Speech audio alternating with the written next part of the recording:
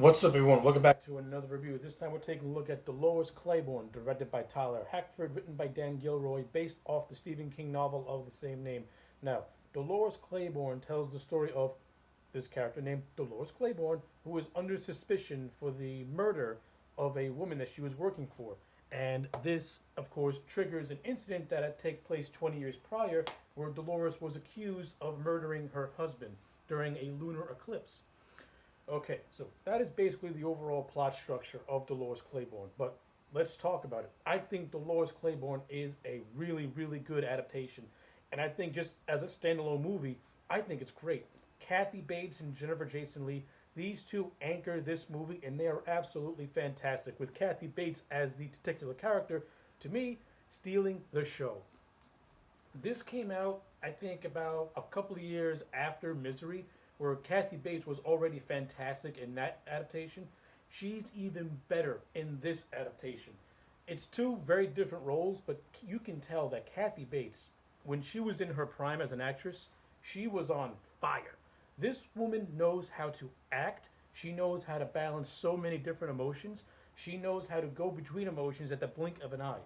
She is that talented of an actress, and I think in this movie really shows just how capable she really is as an actress.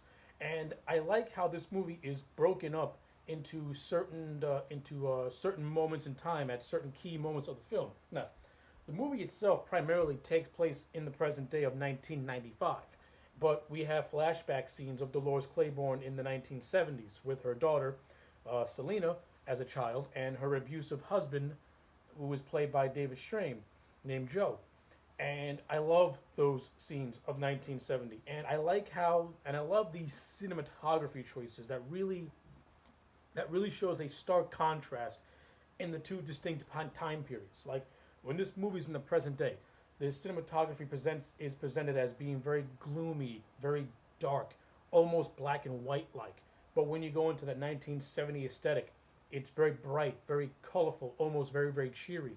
But at the same time, it's it's contradicted by the subject matter that this movie presents. Now, this movie primarily, this is a movie about abuse. This is a movie about a woman who was abused. This is a movie about a daughter who was not only who was sexually abused by her father, and in so doing so, kind of tried to repress those memories. And like I said, Kathy Bates and Jennifer Jason Leigh do a fantastic job at anchoring this movie. Kathy Bates, like I said, as Dolores Claiborne, she's utterly fantastic. Jennifer Jason Leigh, this is one of her early roles, and this was actually one of the roles that actually showed that Leigh can act. Not only can she act, but she can hold her own against a heavyweight like Kathy Bates. And I think that Jennifer Jason Leigh's performance as Selena is really, really good. I like how at the beginning of the movie she is estranged from her mother because Selena has got suspicions that her mother killed her father, and she knows that her mother and father had a very rocky marriage and there were moments of abuse here and there, but she has suppressed a specific traumatic experience that her father did to her to the point where it's almost like she has no memory of it whatsoever. Of course, as the movie goes along, we find out that the character of Selena, she takes heavy drugs, which is pretty much what's clouding her memory. And it's not till the end of the movie where she has a flashback of her own where she actually discovers that her father sexually abused her in a very just disturbing way. And again, I like how this movie is presented. I love the relationship between Bates and Leigh. If these two actresses didn't have the on-screen chemistry they had in this movie, it would not have worked. And again, you gotta like the contrast. You got Kathy Bates, who in the present day she plays Dolores as this thick-headed, tough as nails woman. In the flashbacks, she's almost meek in a way. When she gets abused by her husband Joe, she doesn't defend herself until one moment where she actually does defend herself, and that's where she actually starts to stick up for herself a little bit. And it's not until the character of Dolores has a heart to heart with her employer named Vero, who is presented as a just a socialite bitch.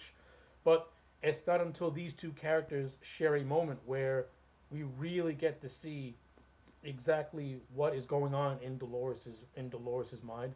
Not the fact that she's being abused herself, but the fact that the husband has taken it to the point where he's now sexually assaulting their own daughter and also stealing money from them as well.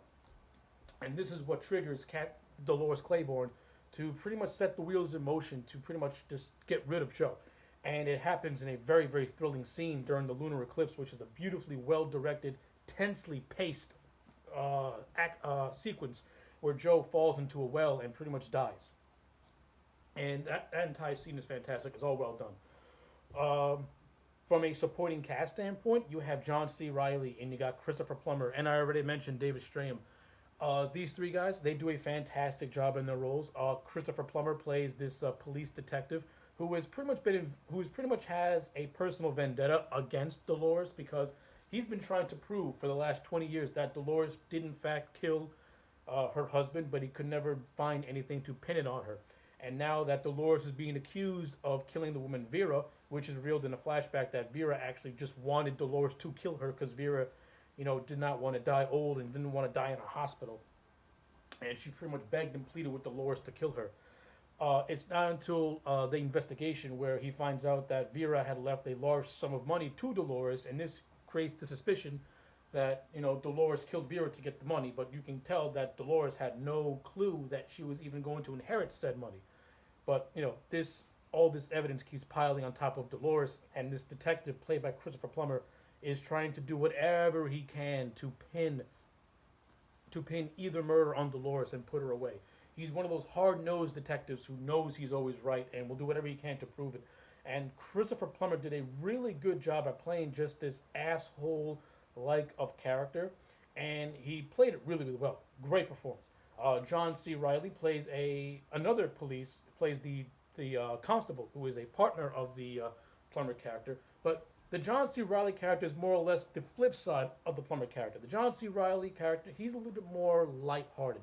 He's a little bit more sympathetic towards Dolores and Selena and tries to take more of a middle ground approach while not being so hard-nosed like the Plummer character. He tries to have more of a middle ground. And I thought John C. Riley, in the certain scenes that he was in, he did a good job at handling that.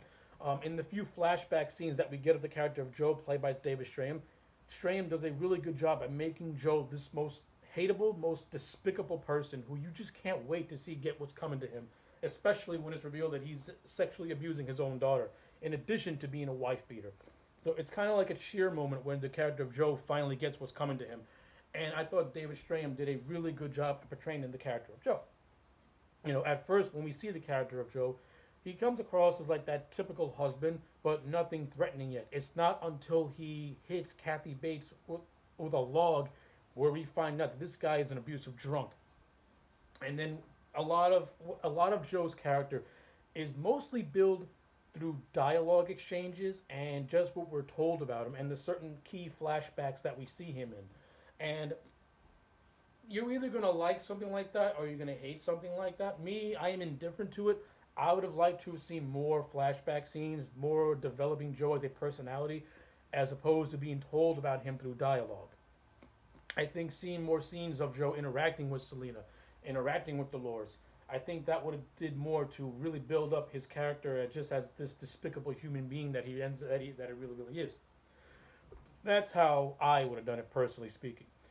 From a directorial standpoint, I thought Tyler Hackford did an outstanding job with this movie. As I mentioned earlier, I love how he differentiates the 90s and the 70s with cinematography tricks by having the 90s look all gloomy and just depressing and dark, and while having the 70s look all bright, colorful, and cheerful, all contrasting with this particularly dark and gloomy story that this movie has.